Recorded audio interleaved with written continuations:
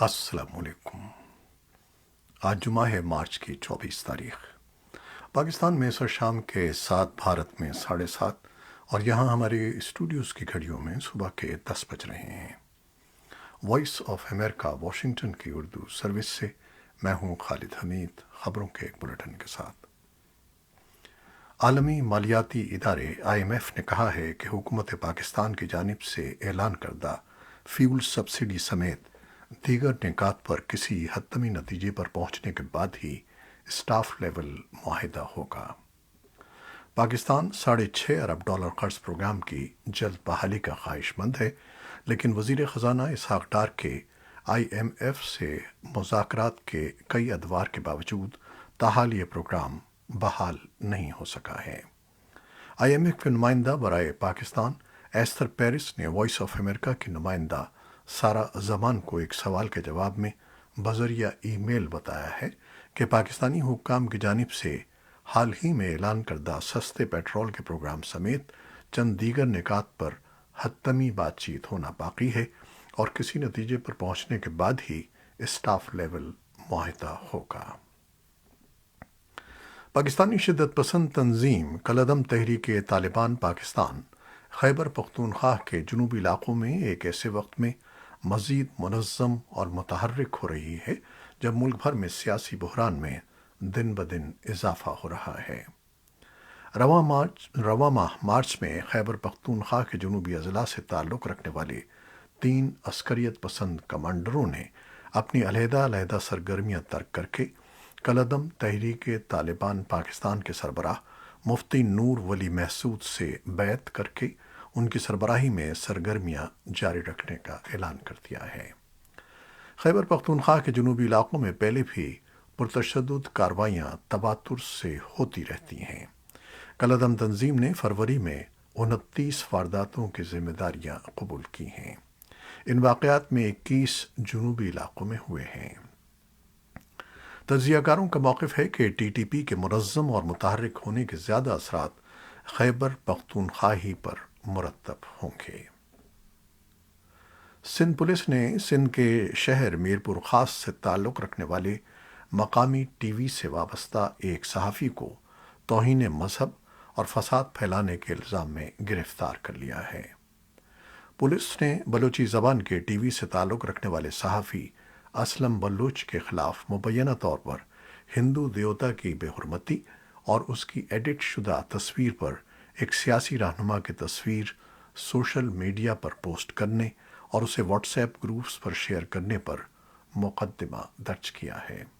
اگرچہ اسلم بلوچ نے واقعے کے فوراً بعد ہی اپنے عمل پر معافی مانگ لی، لیکن لوہانہ ہندو پنچایت کے نائب صدر رمیش کمار کی شکایت پر پولیس نے فوری کارروائی کی اور مذکورہ الزامات پر صحافی کو گرفتار کر لیا۔ افغانستان کے لیے امریکہ کے سابق ایلچی زلمے خلیل زاد کی جانب سے سابق وزیر اعظم عمران خان کی حمایت میں بیانات پاکستان میں موضوع بحث ہیں۔ حکمراں اتحاد اور دفتر خارجہ زلمے خلیل زاد کے بیانات کو پاکستان کے اندرونی معاملات میں مداخلت قرار دے رہے ہیں۔ یہ بیانات ایسے وقت میں سامنے آئے ہیں جب پاکستان میں سیاسی بحران شدت اختیار کر رہا ہے اور پاکستان کی اتحادی حکومت اور عمران خان کے درمیان سیاسی کشیدگی روز بروز بڑھتی جا رہی ہے۔ پاکستان کی دفتر خارجہ کے ترجمان نے جمعے کو معمول کی بریفنگ کے دوران خلیل زاد کا نام لیے بغیر کہا کہ پاکستان کے باہر سے آنے والی کوئی بھی آواز یا بیان پاکستان کی جمہوری سیاست اور عوام کو متاثر نہیں کر سکتا۔ ان کا کہنا تھا کہ پاکستان کے عوام اتنے باشعور ہیں کہ وہ اپنے فیصلے خود کر سکتے ہیں اور انہیں ملک سے باہر کسی مشورے کی ضرورت نہیں ہے۔ پاکستان کی وزارت خارجہ کے ترجمان ممتاز زہرا بلوچ کا مزید کہنا تھا کہ پاکستان اس طرح کے کسی بھی بیان کی وجہ سے ہونے والی ہر قسم کی تنقید یا مداخلت کا مقابلہ کر سکتا ہے۔ خلیل زاد گزشتہ چند دنوں میں متعدد بار اپنی ٹویٹس کے ذریعے پاکستان کی صورتحال کے بارے میں تبصرہ کر چکے ہیں۔ امریکہ کی نائب صدر کاملا ہیرس کا کہنا ہے کہ وہ اس بات پر بہت افسردہ ہیں کہ پچھلے 1 سال سے افغانستان میں لڑکیوں کے سیکنڈری اسکول میں جانے پر پابندی ہے اور افغان خواتین یونیورسٹی میں تعلیم حاصل کرنے سے محروم ہیں۔ نائب صدر نے ایک ٹویٹ میں کہا کہ وہ دنیا بھر میں خواتین اور لڑکیوں کے حقوق کی حمایت سے کبھی پیچھے نہیں ہٹیں گی۔ اسی دوران افغان خواتین اور انسانی حقوق کے لیے امریکہ کی خصوصی ایلچی رینا امیری نے بھی ایک ٹویٹ میں کہا کہ طالبان کے بہت سے وعدوں کے باوجود بچیوں کے لیے اسکولوں کے دروازے بند ہیں۔ کینیڈا کی حکومت نے 354 افغان تارکین وطن کو جمعرات کے روز پاکستان سے کینیڈا منتقل کیا ہے، جس کے بعد اگست سن 2021 سے اب تک کینیڈا آنے والے افغان باشندوں کی کل تعداد 29,000 تک پہنچ گئی ہے۔ پروگرام کے مطابق کم از کم 40,000 افغان مہاجرین کو جلد از جلد اور محفوظ طریقے سے کینیڈا میں آباد کیا جانا ہے۔ طالبان کے عبوری وزیر خارجہ مولوی امیر خان متقی نے کہا ہے کہ افغانستان پابندیاں ختم کرنے کی شرط پر امریکہ کے ساتھ کام کرنے کے لیے تیار ہے۔ نشریاتی ادارے الجزیرہ کے لیے اپنے ایک مضمون میں طالبان وزیر خارجہ نے تسلیم کیا ہے کہ اس وقت افغانستان کئی بحرانوں سے دوچار ہے، تاہم انہوں نے امریکہ سمیت دنیا کے دیگر ممالک کی عائد کردہ پابندیوں کو ان مشکلات کا سبب قرار دیا۔ امیر خان متقی نے اپنے مضمون میں خواتین پر عائد پابندیوں اور دہشت گرد تنظیموں کے خلاف اقدامات سمیت ان تحفظات کا کوئی ذکر نہیں کیا جن کے باعث طالبان حکومت کو عالمی سطح پر تنقید اور سفارتی تنہائی کا سامنا ہے۔ امریکہ کے وزیر خارجہ اینٹنی بلنکن نے کہا ہے کہ طالبان حکام کی تحویل میں موجود 44 امریکی شہریوں اور دیگر افراد کے افغانستان سے انخلاء کے لیے کوششیں جاری ہیں۔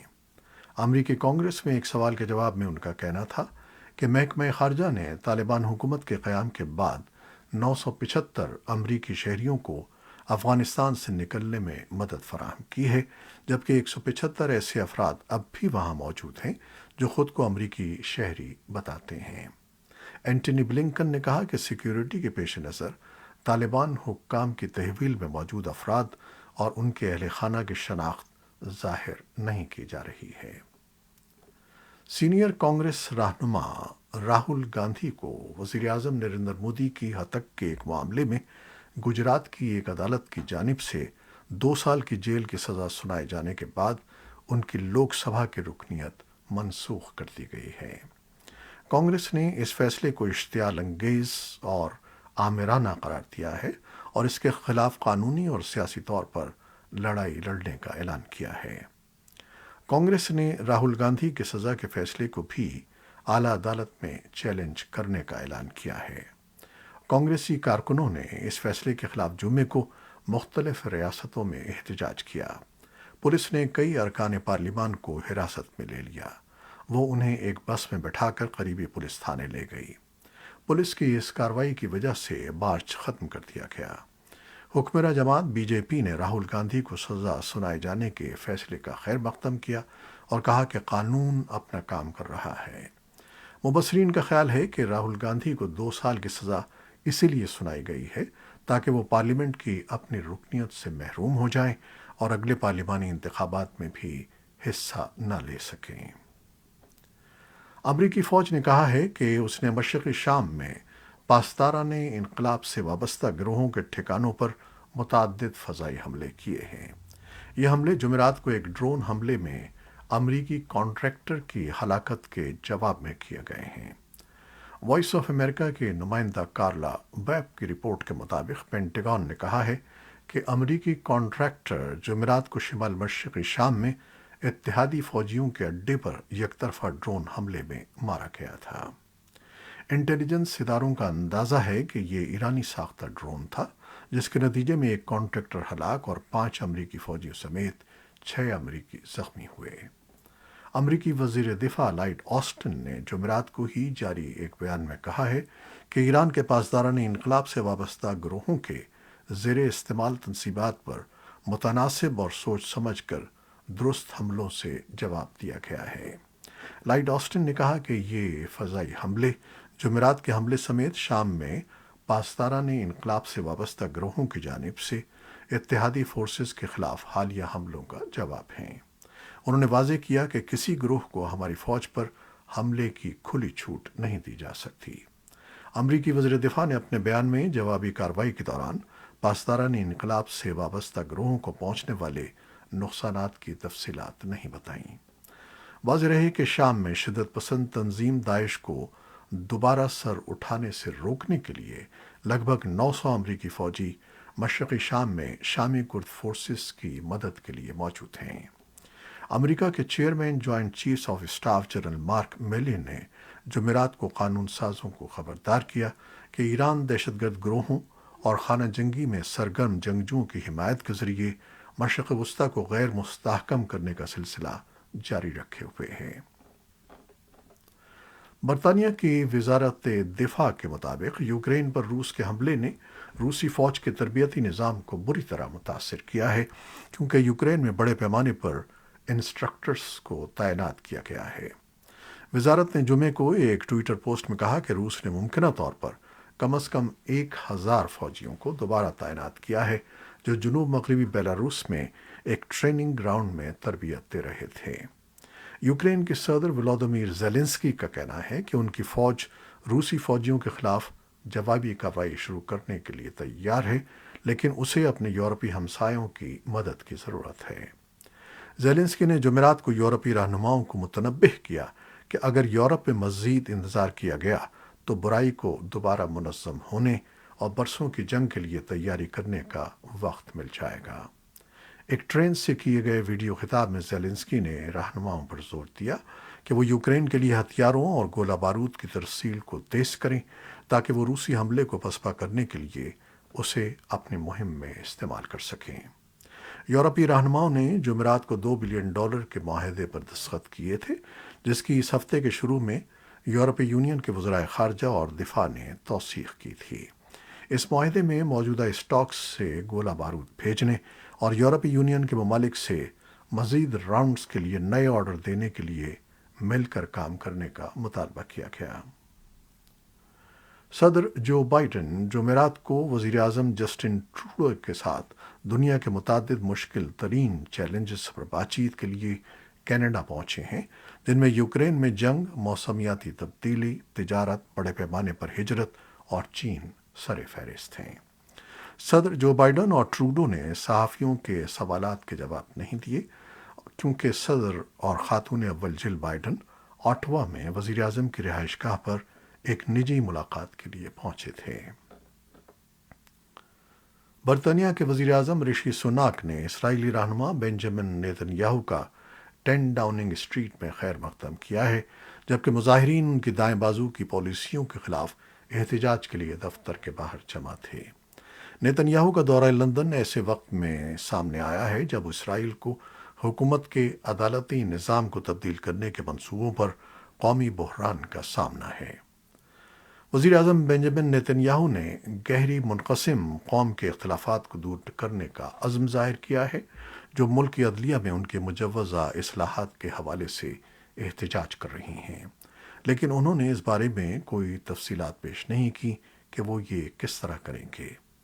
نیتن یاہو نے اپنے منصوبے کے خلاف ملک بھر میں بڑے پیمانوں پر مظاہروں کے ایک دن بعد قومی سطح پر ٹیلی ویژن خطاب میں یہ اپیل کی ہے، لیکن ان کے مبہم وعدوں کو احتجاجی تحریک نے فوری طور پر مسترد کر دیا اور کہا کہ وہ نیتن یاہو کی آمر بننے کی کوشش کی مخالفت جاری رکھیں گی۔ حکومت کے منصوبے نے تقریباً 75 سال پرانی قوم کو اپنے بدترین گھریلو بحران میں ڈال دیا ہے۔